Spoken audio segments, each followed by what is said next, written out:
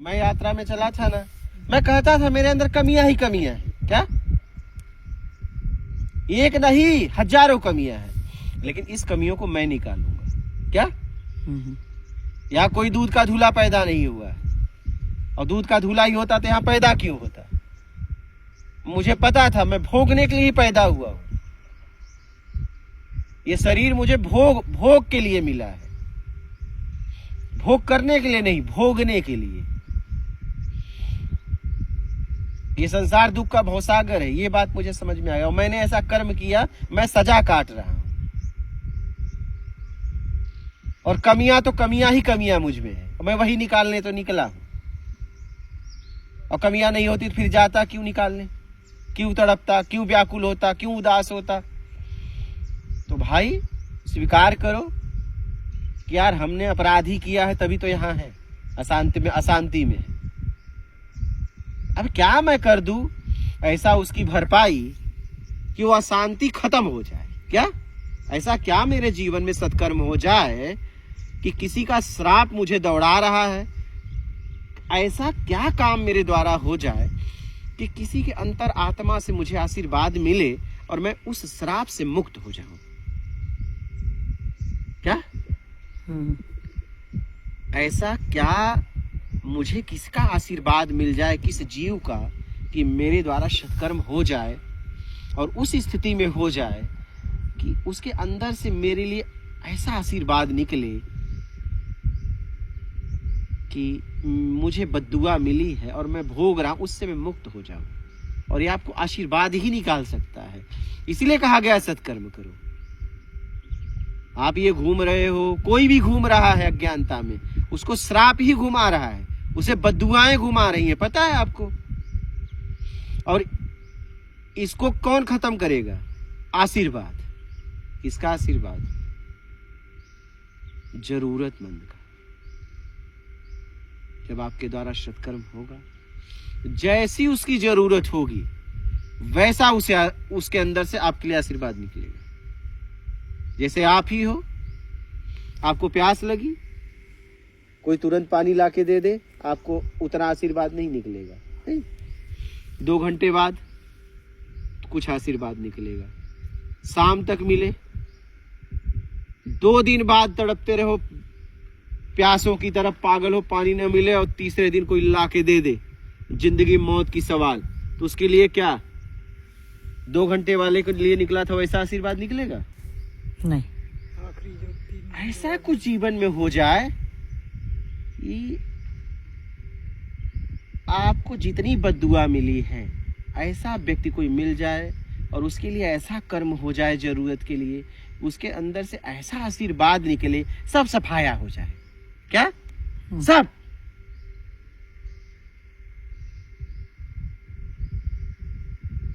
और ये हो सकता है आपके प्रयासरत रहने से। कभी न कभी जब कर्म करते रहोगे तो ऐसा व्यक्ति आपको जीवन में मिल जाएगा कि अंतरात्मा से आशीर्वाद देगा और आपका हो जाएगा कल्याण।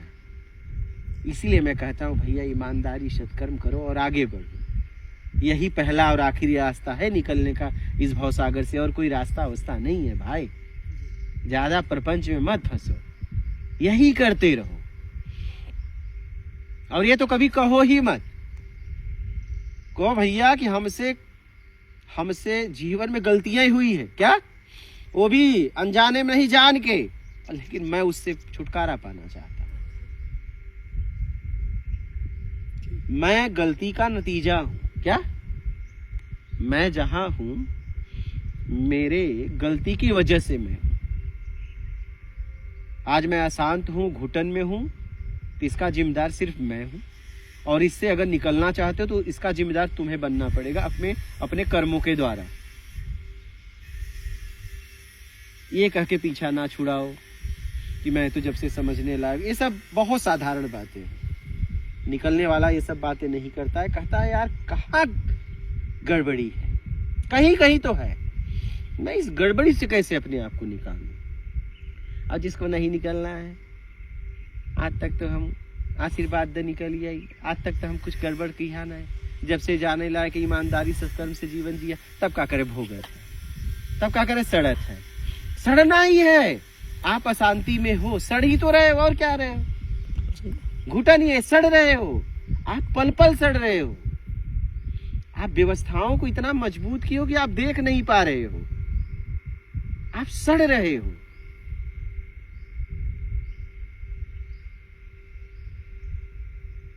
आप इसे स्वीकार करिए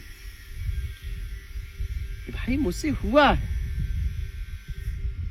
आप देखो ना, किसी के सामने अपनी गलती स्वीकार कर लो, या आपके सामने कोई अपनी गलती स्वीकार करता है, तो आप कैसे उसे क्षमा करके गले लगा लेते हो, और जब तक ना करे तो कह नहीं मैं तो कोई गलती नहीं किया। आप उसे क्षमा कर पाएंगे? ऐसे प्रकृति है, गिड़गिड़ा जाओ यार। ये व्यवस्थाओं के लिए तो कितना गिड़गिड़ा रहे हो, लात जूते खा रहे हो। बराबर।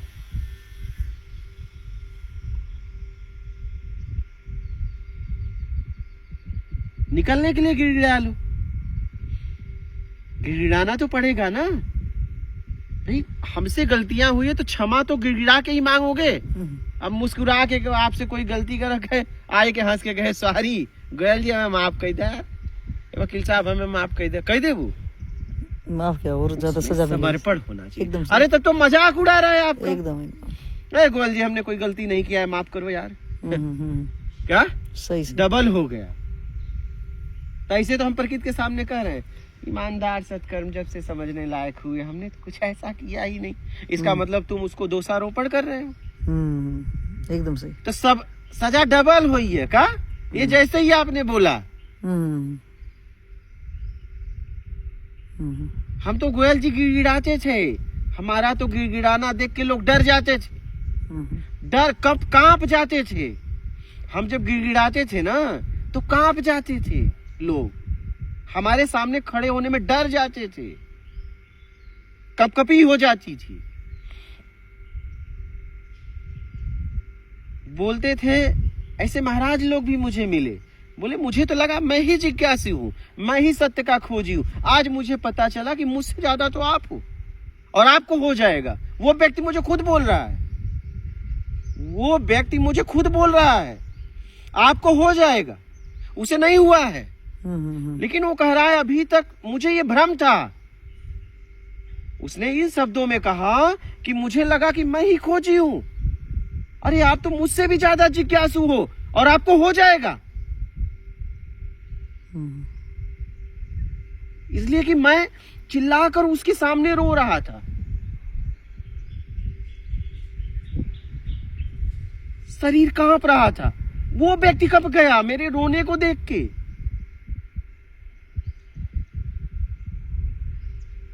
हमारे चेहरे पे मुस्कुराहट कभी नहीं थी, मैं रोता ही रहता था।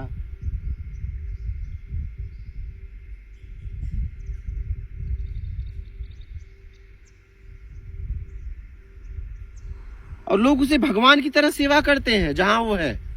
उसने मेरे रोने को देख के कहा, जब मैं गिड़गिड़ा रहा था तो उसने कहा कि मैं तो समझा कि मैं ही एक जिज्ञासु हूं, मुझे तो कोई मिल ही नहीं रहा था, लेकिन आप तो मुझसे ज्यादा निकले, आपको हो जाएगा।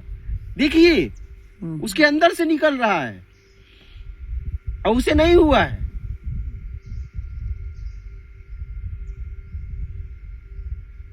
और मैं तो कहता था चिल्ला के, भाई मैंने गलती की है, इसी का तो परिणाम है, ये शरीर मिला है भोगने के लिए मुझे। मैं अशांत हूं, व्याकुल हूं, उदास हूं, तो ये इसका जिम्मेदार मैं हूं, मेरा कर्म है।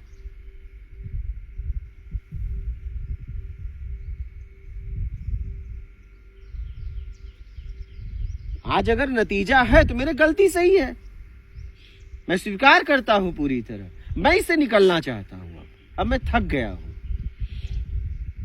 और इससे निकलने के लिए मैं कुछ भी कर सकता हूं, यहां तक प्राण भी दे सकता हूं।